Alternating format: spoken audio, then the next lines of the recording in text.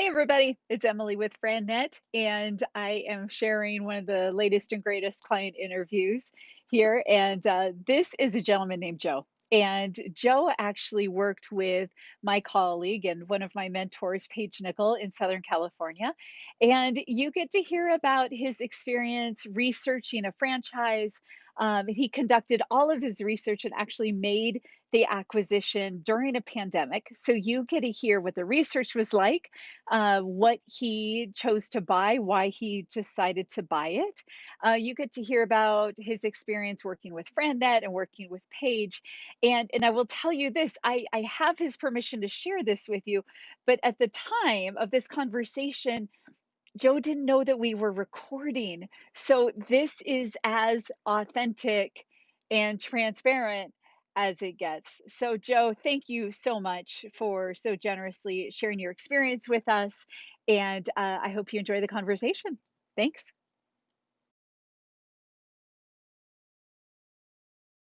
Yeah, we'll just start with my past. Yeah. So for the past 20 years, I worked for a Fortune 200, $15 billion freight and transportation logistics company. Mm. Um, and basically, I would say my responsibilities the past 15 years has been to run one of our 200 offices Mm.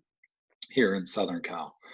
And so I basically my title has been general manager or director recently. Okay. And so yeah, and that's been my experience is basically running an office that has multiple divisions. You've got sales or multiple departments. You got sales, you have operations, you have um, account management, and then you also have the other piece, which is kind of like carrier relationships, people that are selling or working with carriers. So our company has been going through a transformation where they're consolidating offices. 5 years ago, there were 7 offices in Southern California. Now there's one. And so I was Wow. hanging on to not um, consolidate for mainly 2 reasons. Number one, I was doing well, and they didn't really care. They're not focusing, on people that aren't doing their job. But maybe number two is number one, which is my wife worked for the company, so they could not combine my office with her office because one of us would have to report to the other. A year ago, we said, "Hey, we've we understand what direction the company is going into." I said, "I've been doing this, 20 years now. I'm ready to do something different. So go ahead and combine my office and we'll figure out my role." And so when that came around about, I'd say the beginning of the year, we had already announced the office, I'd say December that we were going to transition the office. And so then we were working on what role I would transition into. Mhm. And all of the roles that they were throwing my way were just not attractive, not challenging, didn't Mhm. look fun. Um, and so I just asked, I said, is one of my options a severance? And they said, yeah. And so they showed me what that was. And I said, okay, I'll take that.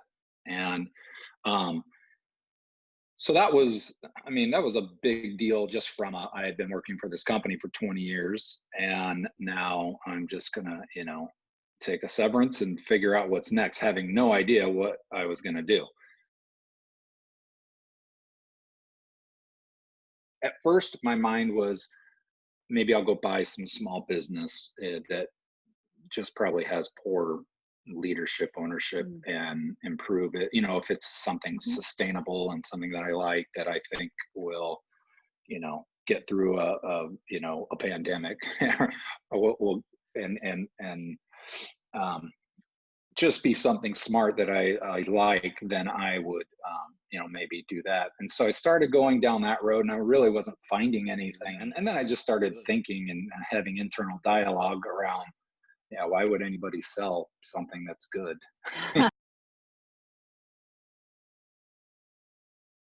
When the stock market is crashing, the smart people are buying, so to me, it is probably around that logic is, oh, maybe I Right. can get some kind of deal on something. Maybe I can be ahead of the curve and be open and be ready to go, before anybody else is. Right. Who knows? That's where my brain was going. I'm also very optimistic. I'm not I don't dwell on Mhm. negative things. So I'm always, all right, what's the positive end of this? Or how can it be positive type of mentality?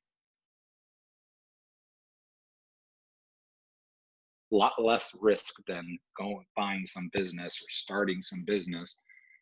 They're going to hold my hand through the whole, onboarding process and opening up your own business, so I'll Mhm. learn that process through this process. Mhm. And I'll have lots of resources and people to talk to that, are put in that role to support me. So Yeah. um, I felt like it was a good next step for me.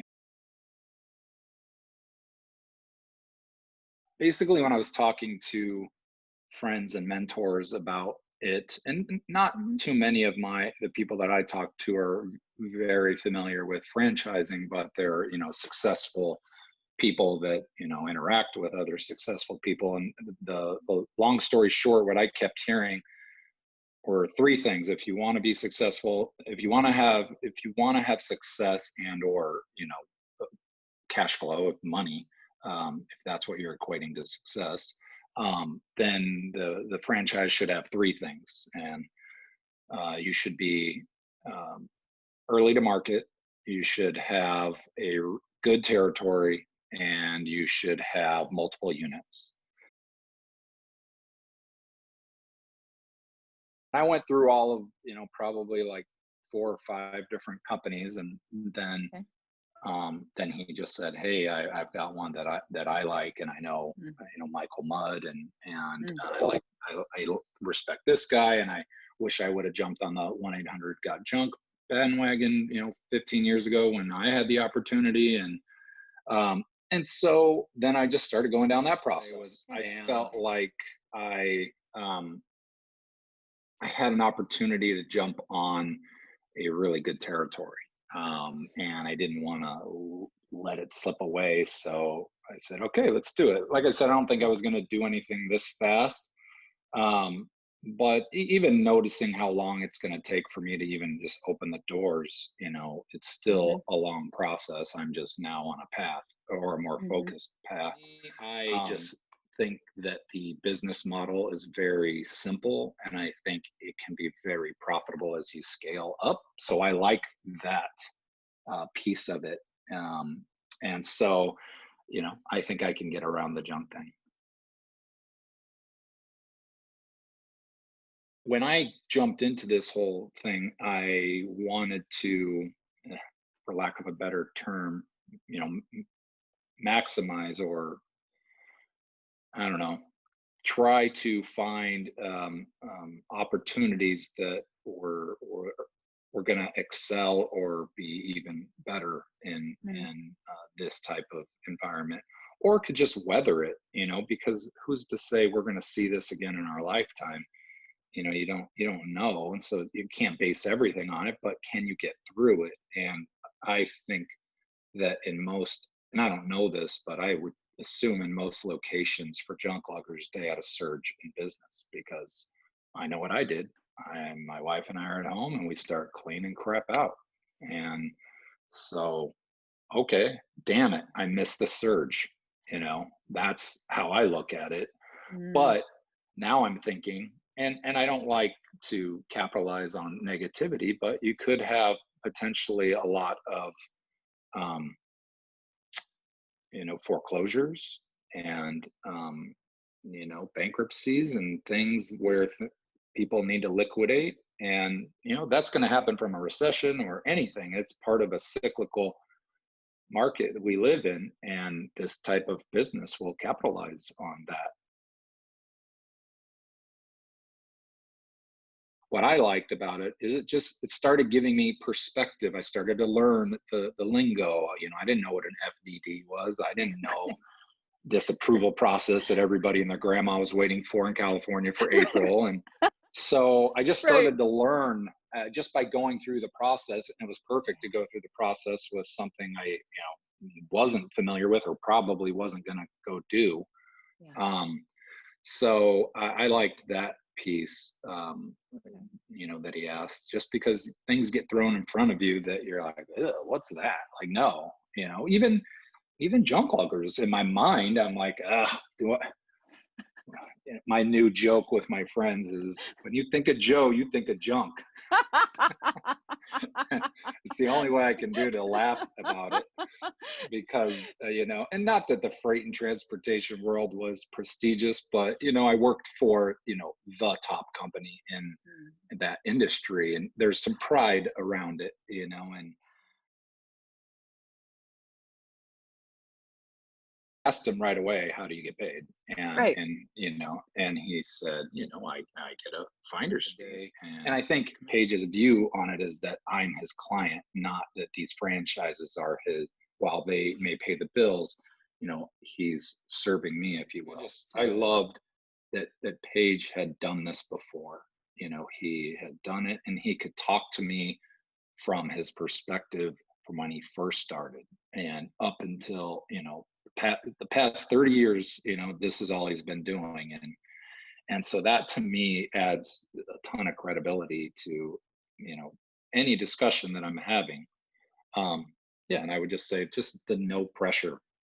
Nope, you don't like it, let's get another one into the next. I've got somebody I can bounce my concerns off of. And I felt like every time I did that, he just gave me his personal perspective on it, not a vested party in junk luggers or anyone. He just said, "Oh, Mhm. well, I see what you're thinking there, and my Mhm. thought goes this way," and or give me another perspective that I hadn't even been thinking of.